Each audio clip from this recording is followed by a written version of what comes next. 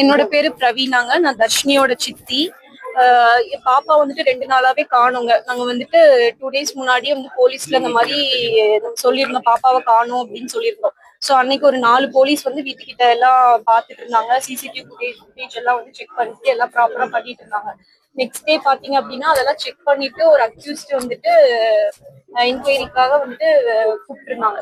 So அவங்க தான் accused அப்படிங்கிறது கன்ஃபார்ம் ஆகல. ஸோ அவங்கள வந்துட்டு கஸ்டடியிலே வச்சிருந்திருக்காங்க. அதுக்கப்புறம் வந்துட்டு எங்களுக்கு நாங்க ஈவினிங் வந்து பாப்பா இருக்கு, எங்களோட கண்ட்ரோல்ல தான் பாப்பா இருக்காங்க, சேஃபா இருக்காங்க அப்படிங்கிற மாதிரி போலீஸ் எங்களுக்கு சொல்லியிருந்தாங்க. ஸோ சொன்னனால நாங்க என்ன நினைச்சோம், சரி பாப்பா இருக்காங்க போல அப்படிங்கிற மாதிரி நான் நினைச்சிட்டோம். சரி நாங்களும் கொஞ்சம் ரிலாக்ஸ் ஆன மறுபடியும் ஈவினிங் என்ன சொன்னாங்க அப்படின்னா, அக்யூஸ்ட் இன்னும் ஃபைன் பண்ணல, பாப்பா வந்துட்டு இறந்துட்டாங்க, பாடி வாங்கிக்கோங்க அப்படிங்கிற மாதிரி இன்ஃபர்மேஷன் சொன்னாங்க. ஸோ இந்த மாதிரி மாத்தி மாத்தி போலீஸ் கிட்ட இருந்து வந்துட்டு எங்களுக்கு இந்த மாதிரி ஒரு குழப்பமான இது கொடுத்தனால நாங்க வந்துட்டு எங்களுக்கு என்ன பண்றதுன்னு தெரியல. அதனால நாங்க வந்து சாலை மறியல்ல ஈடுபட்டோம். ஸோ ஈடுபடும் போது அந்த டைம்ல அந்த 7 o'clock அந்த மாதிரி டைம்ல ஈடுபட்டோம். ஸோ அப்ப வந்துட்டு பீக் டைம் அப்படிங்கறதுனால டிராபிக் அதிகமா இருக்கும் அப்படிங்கறதுனால போலீஸ் தான் வந்து ரொம்ப இது பண்ணாங்க, கன்வின்ஸ் பண்ண ட்ரை பண்ணாங்க. அப்போ நாங்க வந்துட்டு கன்வின்ஸ் ஆகாம அங்கேயே இருந்தோம்.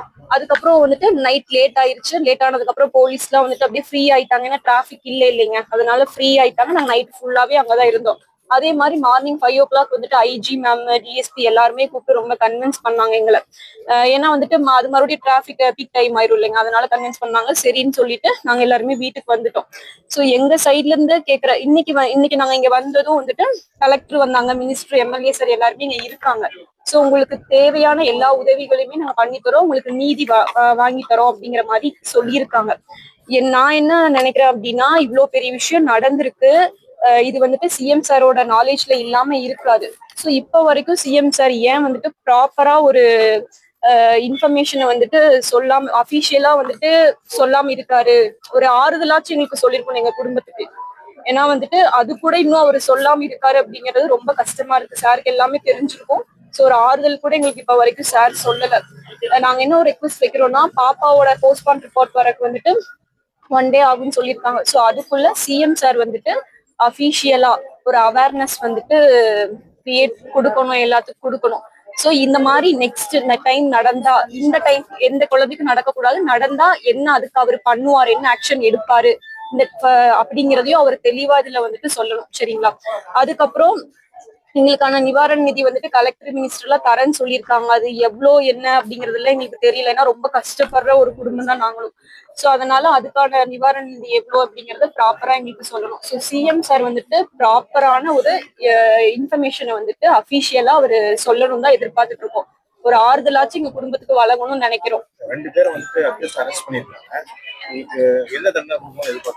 அவங்களுக்கு உச்சபட்ச தண்டனை மரண தண்டனை கொடுக்கணும் சார். தூக்கு தண்டனை உடனே கொடுக்கணும் சார். உடனே போடணும் சார். உடனே தூக்கு தண்டனை கொடுக்கணும் சார். ஏன்னா முன்னாடி இருந்த சட்டம் ஒழுங்கா இல்ல அப்படின்னு சொல்லிதான் நாங்க இந்த கவர்மெண்ட்டை சூஸ் பண்ணி, ஸோ நியூ ஜென்ரேஷன் நாங்க இந்த கவர்மெண்ட்டை சூஸ் பண்ணி இவங்களுக்கு இவ்வளவு சப்போர்ட் பண்ணிட்டு இருக்கோம். ஏன்னா இப்பதான் வந்திருக்காங்க, வந்த உடனே இந்த மாதிரிலாம் நடக்கும்போது ரொம்ப பயமா இருக்கு சார் எங்களுக்கு எல்லாமே.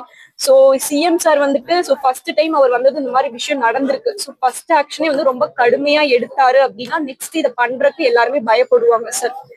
இதுதான் சார் எங்க சைட்ல இருந்த விஷயம்.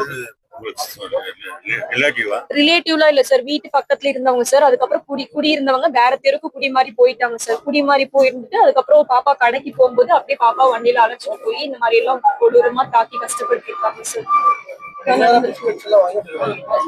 இதுதான் சார் நடந்திருக்கு.